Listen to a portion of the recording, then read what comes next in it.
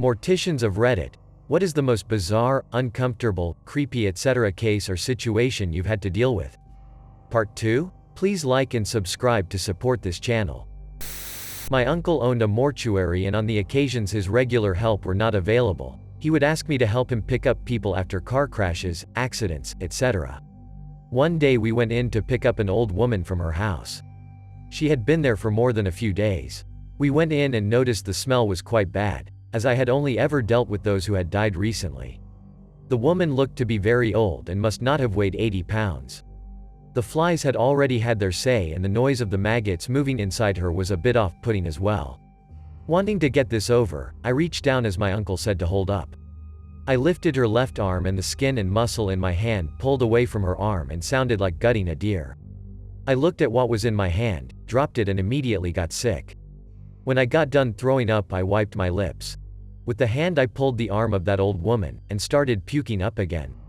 My uncle took care of her himself, and didn't call me for help again, of which I was glad. Mom was a mortician. Of the stories she's told me, creepiest would either be the guy that had his face eaten off by wild boars while hunting, guess he wasn't that good at it, or the guy that fell into a wood chipper. Funny, ehhhh. Poor word choice. Thing was, I was at a breakfast a few days later where fellow high schoolers were trying to gross out the girls at the table, and when they pointed out that I wasn't really bothered by it, I kept chewing and said, "Yeah, my mom got that guy." Said it was fucking gross. Everyone goes silent. I stopped chewing and looked up to everyone looking pale. Shrugged, "Oh, y'all forgot she's a mortician, didn't you?" and kept eating. Uncomfortable for her was one that was also kind of sad. This woman was morbidly obese. Like, when they somehow all got her on the gurney at her home, when they were pushing it out, the wheels were pushing indentions down into the wood floors. Now this woman is what some bullies would call a whale. I wouldn't, but we all know assholes. Well, apparently this woman loved the shit out of some blue whales. Family kept going on and on about it. So the time comes for them to bring the clothes for her wake. They bring a big blue muumuu and a gaudy blue whale brooch. Then they hand her the CD to play. Usually it's church hymns or sad country songs etc. No one listens to it before, because why would you? So the service starts, mom pops the CD in, boop * goddamn blue whale calls fill the funeral home. My mom was very professional with her job, but every funeral director had to excuse themselves to compose themselves. Insert, I'm not a coroner, but my uncle, Rip, was. I've got 2 stories for you guys. The first story has my uncle working this morgue in I think California. He was deputy chief coroner of San Francisco, just not at this time yet. So he's in some podunk town when the bodies are getting stacked up. Apparently, something happened and it caused a surge of deaths in the little town. Kinda fucked up, but so is life. Now, this town's morgue was tiny, definitely not built for mass casualties. This was probably in the 70s or 80s, too. The place only had 2 or 3 cold storage slabs. So, as per my uncle, they those up the pecking order from my uncle, stored the bodies upstairs on gurneys. When my uncle was done with the bodies on the slabs, he would go upstairs to retrieve the next poor fuck. Now, here's the kicker, it was dark as shit up there. No light. But, there were windows, and it's California. Why, with windows, was there no light? Flies. Fucking flies. They were so thick on the windows, they literally blocked out the sunlight. My uncle didn't work there long after that, but by God, he was a man of solid work ethic. Second story. My dad would help my uncle out on certain jobs. This was at a different mortuary, mind you, and in the 70s or so. So, the local retirement home gives the place a call and says, "We've got another one," or some shit like that. So my uncle asks my dad to come help him get a body from the home. My dad says okay, and they hop in the coroner vehicle and arrive at the home. They walk into the room, and on one bed lies a motionless individual, and on the other, of 2 beds in the room, another motionless individual. They grab one of them, as per what they've been told, I imagine, and begin rolling her out the door, when suddenly the caretaker comes barreling out of the joint screaming, "It's not her. She's still alive." They grabbed the wrong person. The one they grabbed was still alive, and the one on the other bed was the dead one. To be fair, though, my uncle did mention that back in the day, and I imagine it occurs today as well, doping the living shit out of the elderly to make them sleep all day until they're dead was a thing that happened. So, differentiating a living, albeit comatose, person from a dead one was really hard until they could do the official time of death test at the mortuary. I guess there was really no need back in the day. Man, people must have lived by the seat of their fucking pants back then. To be clear, though, as I've basically shown my uncle in a terrible light, he was a great person. The dude was stoic, wise, and definitely a lover of many women. Dude liked his gals, man, he'd call out bullshit. Definitely. He would fit in a man's man category, albeit if he were still alive. And for the record, yes, he chose his own personalized mortician work for himself after death. He was ill and knew it was coming, so he made pretty personalized plans. Extra large casket, no shoes on him, and not to be embalmed. I guess his reasoning was that, what dead guy needs shoes? The extra large casket wasn't because he wanted to be comfortable, he was a very broad-shouldered individual. As for the lack of embalming, he wanted to return to the earth as fast as possible. So there's the only stories I have about morticians. During high school I got a job for the local funeral home as an assistant of sorts with responsibilities including picking up deceased from their homes, driving the hearse, digging graves by hand, cleaning up suicide scenes and passing out bulletins at funerals etc. Paid $25 an hour in the early 2000s, so can't complain. This one funeral I worked had a man who was cremated who was a bit of a drunk with a large extended family. For his wishes, his ashes were put in a beer stein and his memorial service involved large amounts of ethanol in various forms. It was a happy service as these things go, until the deceased's best friend pulled out a karaoke machine and wanted to play a recording of a song that he and the deceased wrote while drunk. The name was, "I'm a Fat Ass." The sound was unintelligible except for the chorus which liberally used the song's title. Everyone breaks down crying and starts singing along. I excused myself to find somewhere to laugh quietly to myself. I'm an OB/GYN, but when I was a med student I saw a weird case come into the ed. Woman in her late 60s, no known history on her, found by a friend after a week of not picking up the phone laying on the floor of her apartment naked. When she came in she was straight yellow, like, street sign yellow on every inch of her body. I thought she had body paint on but it must have been some catastrophic liver failure because she had crazy fluid retention in her abdomen as well.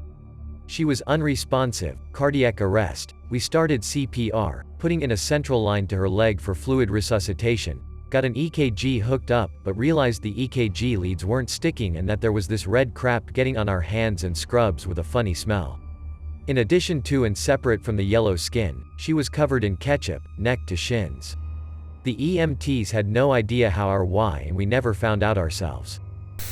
My brother told me a story of when one of his friends was Mortician's assistant. One time he had to work on a guy who had shot himself in the head with a shotgun.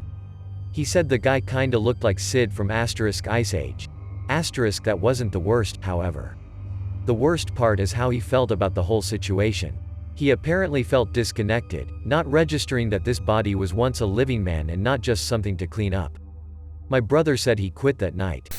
One of my relatives used to pick up bodies for the morgue. While there were plenty of unsettling scenarios involving the bodies themselves, the creepiest thing was him discovering that some acquaintances of his were necrophiliacs. Once they found out about his job, a couple of people actually asked if he'd let them have some time alone with the bodies and made their intentions clear with some innuendo. Needless to say, he refused and those ties were cut immediately.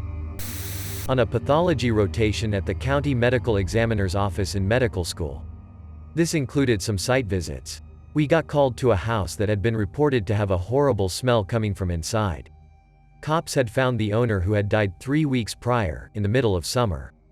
This person was a hoarder. House was full of old cans of cat food, newspapers going back decades, and VHS porn tapes.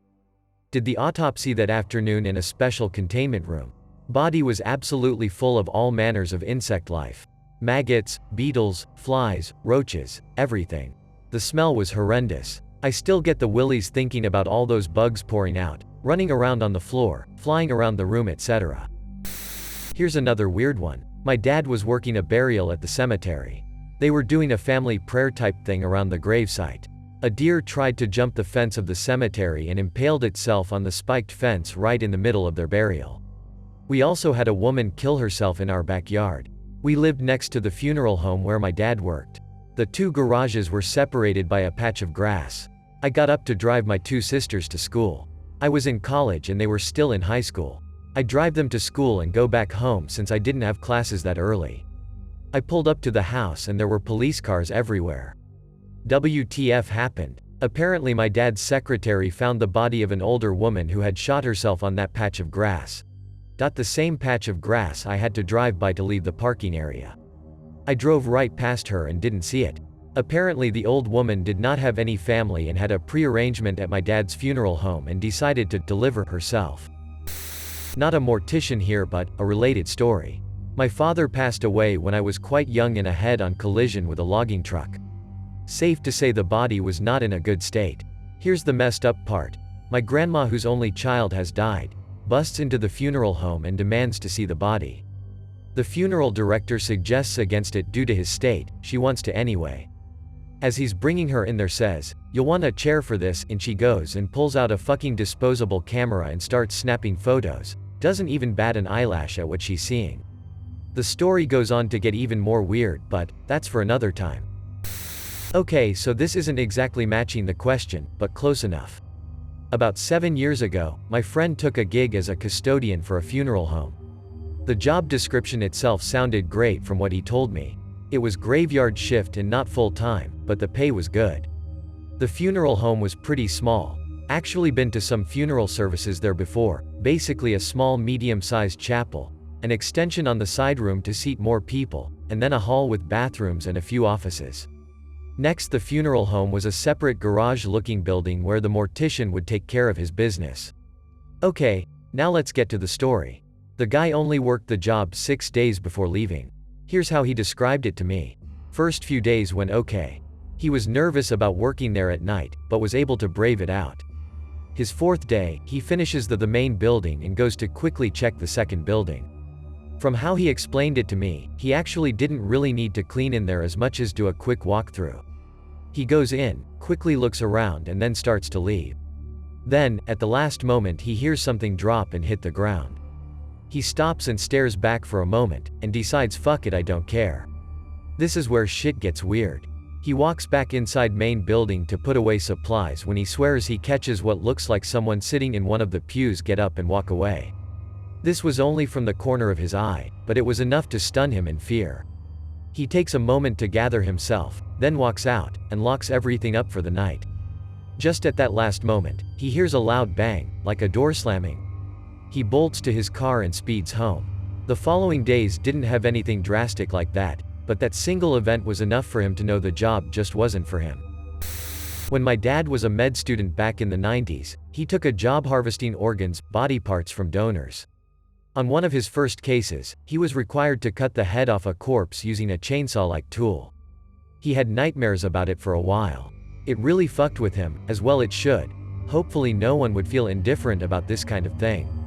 There was also another time in which the only body parts returned to a donor's family were the man's feet. Weird stuff. These are the only things coming to mind right now, but he's seen some shit. I worked as an autopsy lab assistant at a local medical examiner's office, on the night shift. This usually meant I was working alone at night between 2 freezers stocked with the various bits and remains of individuals, unless a doctor needed to do a late-night autopsy for religious purposes, or an investigator or police officer needed to fingerprint a body. We only got those whose cause of death needed to be verified, and usually meant we got the interesting cases. Interesting job, so ask away. The ones that really annoyed or bothered me after a while. Annoyance is a part of the detachment and making it just a part of the job, on my end. I am seeing up to 100 fresh corpses a week. Were the individuals that were extremely obese, talking 500 pounds or so. The one that sticks out is a woman that was 510 pounds, and was hit by a car and ejected at high speeds and then hit by an 18-wheeler. Now imagine 500 pounds of hamburger helper with large bits of organ and bone mixed in with a few chunks of leg, and that was a fun bag to try to prep an X-ray for autopsy. Having to pull parts of a dude out of a bucket and piece him together like some macabre jigsaw puzzle was a very interesting second day as well. A suicide via crossbow was pretty cool, as you really don't see that every day. The most interesting, that I can share, was a murder via katana. We were all super interested to see what that looked like, and it turns out it was one perfect stroke between the ribs into the heart. No bones were hit, just the heart. We joked about a master ninja hunting the city for weeks after. There are much more crazy ones, but it would be way too easy to identify my area from them, and families don't need that head and heartache from Reddit's long reach. The worst is always decomposing bodies and water finds. It is the worst smell of the bunch by far, and the spongy, soupy texture bodies get from long times in an aquatic environment is the absolute worst. They tend to burst everywhere when you cut them open too. It was a sad job most of the time, as we only got those that suffered a violent death that needed investigated. Lots of children and people that were clearly failed by society. I was working as a bouncer in a strip club when this happened. Guy comes in and proceeds to get super drunk until the bartender cuts him off.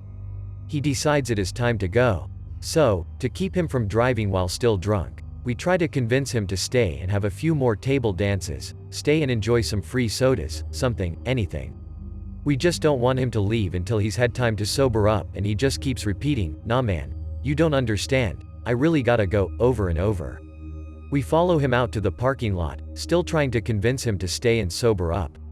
We follow him to his vehicle, and suddenly realize, dude is driving a fucking hearse. All I remember is somebody saying, "Please tell me you do not have a fucking body in there, man." Then the guy gets this funny look on his face and says, "Yeah, I do. I'll show you." My coworkers and I, too stunned to react, just stand there while he opens the rear door of the hearse and opens the coffin. Inside we see a nice looking older gent, dead as a fucking doornail and already prepped for his funeral. The drunk guy then says, "You see, this is why I gotta go. I'll get in trouble if my boss realizes I stopped on the way again." Let me stress, he said again, this wasn't the first time he'd done something like this. TLDR. Alcoholic stops for a drink while on the clock, poor dead stiff gets one last trip to the titty bar. Damn, I'm real late to this, but this is my most peculiar call I ever went on. It was my birthday last year and I was on call. I get a call at 3:30 a.m. that we have a residential death. Our medical examiner deputy called the funeral home and told us to bring reinforcements. I meet up with a coworker and we get to the house about 30 minutes later. The ME pulls us aside and tells us the guy is in the basement. He's 6'8" and probably 300 pounds. So there is just 3 employees of the funeral home and our ME at the house. By the grace of God we get this guy onto our cot, but then we have to get this guy up the flight of stairs. The 2 older guys go up front and I take the back with my coworker. When you take a cot up a flight of stairs you don't really know how hard it is unroll, you get both sets of wheels on the stairs. The first 4 stairs go pretty well, but we know the back wheels are about to go up. I've dealt with large people and stairs before, but this was a different demon. There was really only enough room for 1 person on the stair, so I volunteered to try. We made it maybe 2 stairs before his body shifted on the cot and he started sliding back. We brought him back down and ended up calling the fire department. The fire department brought 10 guys, we tied off the cot and tried making it up the stairs again, but it just wasn't going to happen. The fire chief and my funeral home owner told us to wait and went to talk to the family upstairs. After a while the chief came down with a sawzall and told us that we're making a door. We cut a hole in the side of the wall, wheeled him out and put an end to the longest removal of my career. One of the firefighters was a woodworker and he came back that day and fixed up the wall in the basement. I showed up to the fire station that day with 5 pizzas and a case of beer. TLDR, we had to cut a hole in a basement wall to get a large body out. Firefighters are amazing. Not me, but my cousin. He works at a funeral home and helps pick up bodies, do the preservation steps and make up. Anyways, the most disturbing story he told me was about this about 30-year-old woman who came into the place and planned out then paid for her whole funeral. Few mornings pass, then my cousin gets a call from the boss telling him he needs to go and pick up a body of that same woman. My cousin asks where the body is, and the boss replied with, "Out back." Turns out the lady had planned to commit suicide. She paid for the whole funeral, laid out a big tarp behind the building, and shot herself. The silver lining is my cousin said that it made for really easy cleanup. That story still haunts me. Story from a friend of a friend. She, the mortician, met some guy at the bar. They hit it off and she gave him her number. Within a couple of days she finds out that the guy died in a car accident because his body ended up at her place of work. Before the funeral service she received several calls from an unknown number, and whenever she picked up there was no response. Eventually, she got the eerie hunch that it may be him and proceeded to address him by name. Tells him to pass in peace and to stop calling. It worked. Not a mortician, nor is this a mortician-specific story. I figure you just want creepy dead body shit. Was an EMT that got access to bunch of places and experiences cause I am me. Hanging out in the morgue, picking the brain of the guy on shift during graveyard at Martin Luther. Had a corpse sit up on one of the gurney while mid-conversation. I go pale. He just looks at me and says, "They do that sometimes." One of my dad's good friends was the son of the local mortician, who later followed in his father's footsteps to run the business. In their 20s they lost one of their buddies. Pub was across the street from the funeral home. After a few drinks they decided to retrieve their buddy from the funeral home, propped him up on a bar stool and had one last drink with him. I always thought it a bizarre story but fully expected to see at least one other person post something similar. Kind of a Weekend at Bernie's but back in the 1950s. So many. But you get used to it. Fat people purge when they die, and usually end up with vomit all over their face from the weight on their gut. I end up feeling resentful of some very overweight people because I know I will have to pick them up when they die, and there's a chance it'll throw out my back. Summertime equals maggots. Babies just look like they're sleeping. Very peaceful. Coworker unknowingly picked up his own estranged son who had overdosed in a car. Picked up a 4-year-old boy in Batman pajamas. Won't ever forget that. That one was the worst also since I have you. I've noticed an uptick in young teen suicides in the last year. If you have someone in your life who is a young teenager, or anyone really, check in with them. Let them know they're loved. I'm tired of picking up dead bullied girls. Not exactly what you asked, but I feel I can weigh in here. I worked in IT at a very large Midwestern hospital. If there was a computer in the room, my badge would open the door to the room, which was neat. I've been in colonoscopies fixing their camera computer with a patient on the table, been witness to a C-section. You name it. The hospital has an attached training school that had a giant dummy room. Any procedure had a dummy they could use for training. I went to their stage OR room to fix a wireless mouse that was acting up. On the table was a OR draped dummy that was just from clavicle to crotch, no appendages, just torso. A side note, this training school is really into suspension of disbelief. Even when you're working on a dummy, this is a real patient and is referred to as such. I fixed the mouse, and being the social person I am and helped by the fact I had just run my last ticket, I start talking to the stage OR nurse. Me. Wow, that dummy is really cool. I didn't know we had any that had cyberskin. Her. No, it's real. Me. Roll eyes. Yeah, I know. All our patients in the training school are real. Can I touch it? It looks really neat. Her. Looks at me very confused and concerned. I mean, I guess, but it's real so I'd wear gloves. Me to me. I'll just humor her. I didn't know they had such neat stuff here.